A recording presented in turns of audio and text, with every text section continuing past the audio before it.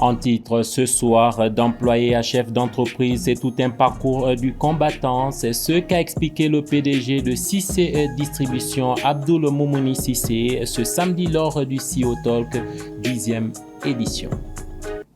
Suite à la dissolution de l'AEM, des réflexions sont lancées par d'anciens secrétaires généraux pour réformer ce syndicat estudiantin et le rendre plus pacifique. Enfin, au Sénégal, les opposants Ousmane Sanko et Bassirou Diomaye Faye se disent confiants pour la victoire finale au scrutin présidentiel du dimanche 24 mars prochain. Madame, Monsieur, bonsoir. L'Afrique de l'Ouest réaffirme son engagement en faveur d'un continent décomplexé, souverain et mieux représenté et qui assume pleinement ses responsabilités sur la scène internationale.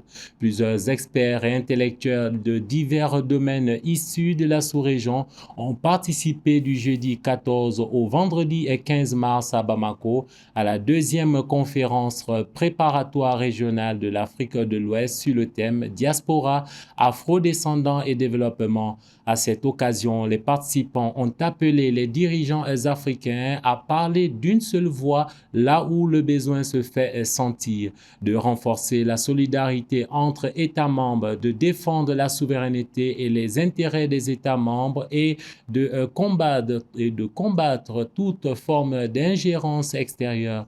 Rappelons que cette rencontre s'inscrit dans le cadre du 9e Congrès mondial panafricain prévu à Lomé au Togo en octobre prochain. Ce congrès sera consacré à la finalisation et à l'adoption de la charte de l'Alliance politique africaine.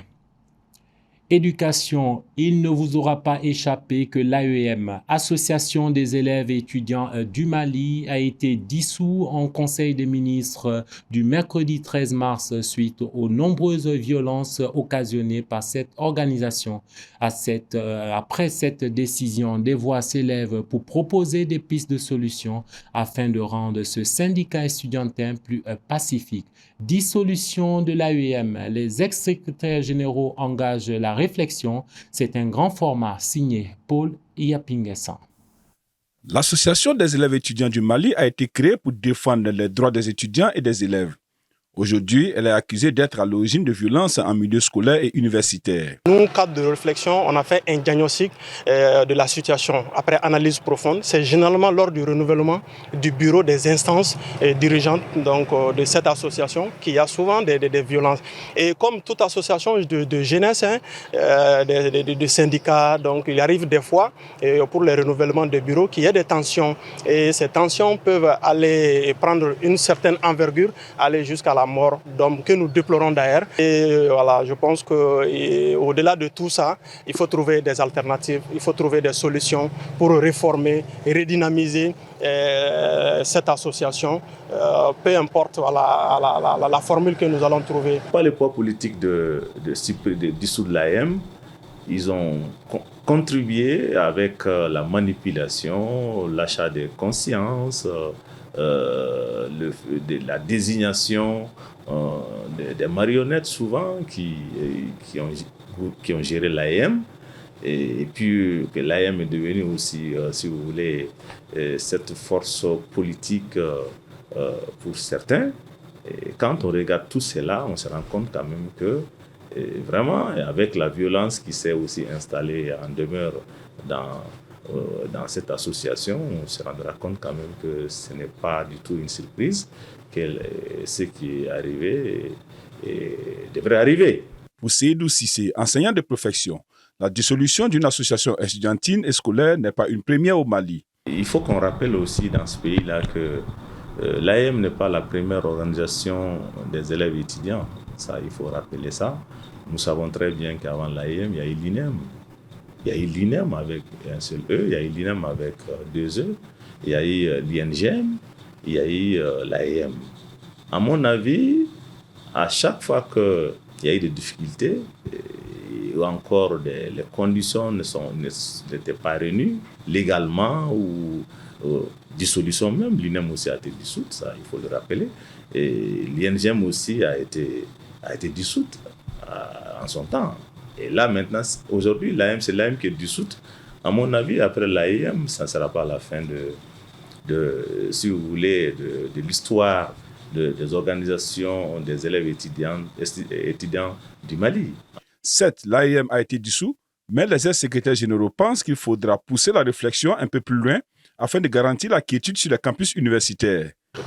D'abord, concrètement, la sécurité de l'espace scolaire universitaire relève des autorités de l'État, de l'administration scolaire universitaire. Sécuriser un endroit, nous avons proposé la police universitaire. Et cette police universitaire permettra de cerner les entrées, de savoir qui rentre, qui sort des campus universitaires. Mais aujourd'hui, si c'est dissous, les propositions tiennent toujours. C'est de revoir le mode de désignation des membres de l'AEM. Deuxièmement, le financement de l'AEM. Il faut que l'AEM soit financée par les élèves et étudiants eux-mêmes, pas que par l'État. Et il faut aussi la redevabilité des membres de l'AEM. Et ceci va de la responsabilité des étudiants eux-mêmes, non seulement dans le choix de leurs leaders, mais aussi que ces leaders aussi prennent toute la mesure de leurs responsabilités, qu'ils doivent un retour aux élèves et étudiants qui les ont élus. Pour toute personne réfléchie, de se dire que l'AEM créée en 1990 a certainement atteint son déclin en 2024 et qu'il faudrait peut-être réfléchir pour aller vers une nouvelle structure qui puisse défendre les élèves et les étudiants, mais dans un cadre épris de paix, dans un cadre de compétitivité, dans un cadre, comme on appelle, de responsabilité et dans un cadre vraiment d'amical, de solidarité en fait entre les élèves. Malgré que certaines voix restent partagées sur cette dissolution, d'autres par contre suggèrent une refondation de l'AEM par les autorités tout en s'inspirant du modèle de la section AEM de la faculté de médecine qui demeure une référence à ce jour. Sans transition, comment Abdoul Moumini Cissé, PDG de Cissé Distribution, est-il passé d'employé à chef de sa propre entreprise? L'intéressé a raconté son histoire ce samedi lors de la 10e édition du CEO Talk organisée par le réseau de l'entreprise en Afrique de l'Ouest au Mali, REAO. Reportage de Soumaïla Fani. Organisé périodiquement par les réseaux de l'entreprise en Afrique de l'Ouest au Mali et REAO Mali, la tribune de dialogue direct du CEO Talk de ce samedi 16 mars s'est portée sur l'ex-employé de Nestlé, Abdoul Moumini Cissé, devenu aujourd'hui PDG de Cissé Distribution. Quand j'ai été recruté chez Nestlé en 2008, le jour où on m'a remis ma lettre de recrutement, j'étais tout content. Quand j'ai regardé toutes les conditions et tout ce qui va avec, et quelques jours plus tard, je pense que cette joie fut de courte durée, quand on m'a remis ma fiche de description, qu'on appelle job description chez Nestlé, quand j'ai regardé toutes les tâches que je devais faire, je me suis posé la question, est-ce que je suis venu au bon moment? Mais c'est là où c'est intéressant, la troisième clé, choisir un mentor pour guider votre évolution. Je suis parti discuter, ou j'ai essayé de discuter avec M. Naouan. Je lui ai dit, je ne sais pas si vraiment je serai à la hauteur. Il m'a dit, M. Cissé, quand on vous recrute, on a misé sur votre potentiel, pas votre expérience. Ainsi, après ce long et brillant parcours à Nestlé, il créa Cissé Distribution, le leader incontesté dans la distribution de produits alimentaires et particulièrement de la prestigieuse marque Nestlé au Mali. Alors, Cissé Distribution, c'est le nom que j'ai trouvé pour ma société. Et je peux vous dire, beaucoup de gens, je suis sûr que même dans cette salle, pensent qu'il s'agit de mon nom de famille. Alors, c'est pas du tout le cas. Et quand j'ai décidé de me lancer et que tout était bon, est arrivé le moment du nom.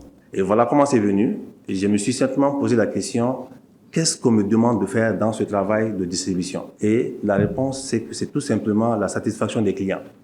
Si je dois satisfaire le client, donc j'ai mis un C, le client. Et j'ai commencé la réflexion. Pour satisfaire le client, donc il était important d'avoir la confiance des partenaires. Et j'ai mis confiance, de C.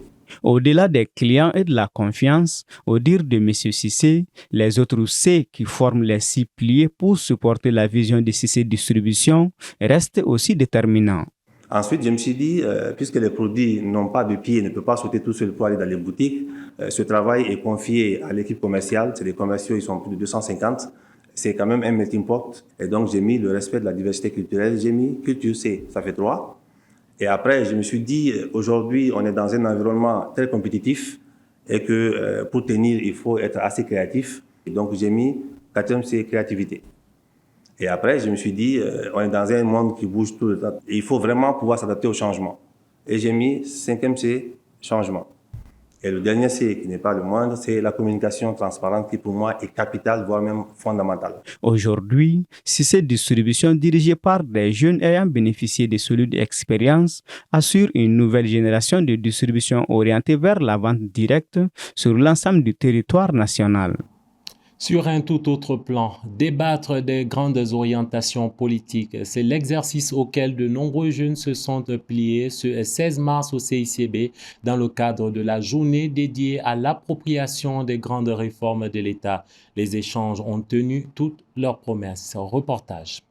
L'objectif général de cette journée est de créer un espace de dialogue et de participation qui permet aux jeunes de comprendre, de débattre et de s'engager dans les grandes orientations politiques et sociales du pays. Cette initiative dénommée Journée d'appropriation des grandes réformes de l'État par la jeunesse se veut un cadre d'échange, de dialogue et de participation permettant aux jeunes de débattre et de s'engager dans les grandes réformes initiées par le peuple malien en vue de sa souveraineté et de son engagement dans le concert des nations.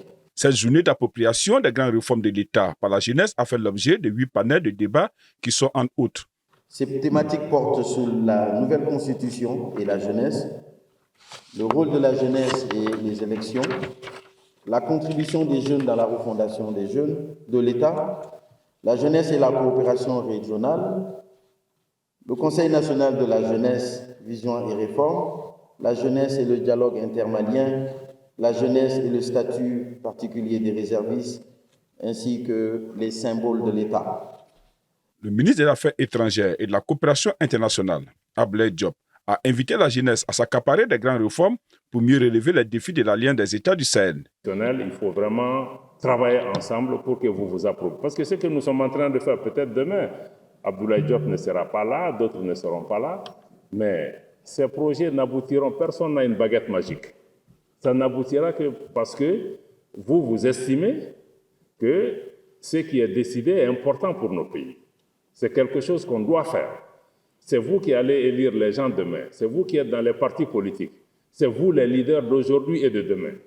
Donc je pense que le maintien de la dynamique actuelle de l'AES, c'est entre vos mains. Si vous estimez que l'AES est un espace politique et géopolitique important, et que les choix qui ont été faits pour les 3 pays de travail ensemble sont des choix importants qu'il faut inscrire dans la durée, mais c'est à vous, jeunes, de vous approprier et d'imposer ça. Parce que même quand on ira à des élections, ça sera à vous de demander aux gens, mais par rapport à l'AES, vous qui êtes candidat, quelle est votre position? Ce symposium, qui a réuni toute la jeunesse malienne, venue de toutes les régions, pour le ministre Fomba, témoigne qu'il fait encore sens de nourrir l'espoir que la jeunesse malienne est et restera à l'avant-garde de l'édification du Mali nouveau et de son émergence souhaitée par tous. Nous filons au Sénégal voisin. À une semaine du scrutin présidentiel, Ousmane Sonko et Bassirou Diomaye Faye, libérés de prison cette semaine, se sont immédiatement lancés dans la campagne. Ousmane Sonko, dont la candidature n'a pas été retenue pour cause d'inéligibilité, se dit confiant quant à la victoire de Bassirou Diomaye Faye. Reportage. Ce qui doit se faire, se fera. Donc, c'est pour dire que nous ne considérons pas les choses. La seule victoire, ce n'est même pas quand on va gagner le 24, Inch'Allah. C'est à la fin de notre premier mandat. Et on verra quelle appréciation les Sénégalais font de ce qu'on a fait. Dans cette affaire, il n'y a pas de vainqueur ou de vaincu. Nous considérons que nous avons suivi notre destin et nous allons continuer à le suivre. Il était dit qu'on passerait par ces étapes. On n'en est pas sorti moins grandi qu'avant. Donc, ce n'est que le destin que nous suivons. À l'instant, c'était un extrait du discours de Ousmane Sonko. Rappelons que plus de 7 millions d'électeurs sénégalais sont invités aux urnes le dimanche 24 mars prochain. C'était l'essentiel de l'actualité qui a retenu notre attention pour ce 1945. Madame, Monsieur, merci de votre fidélité.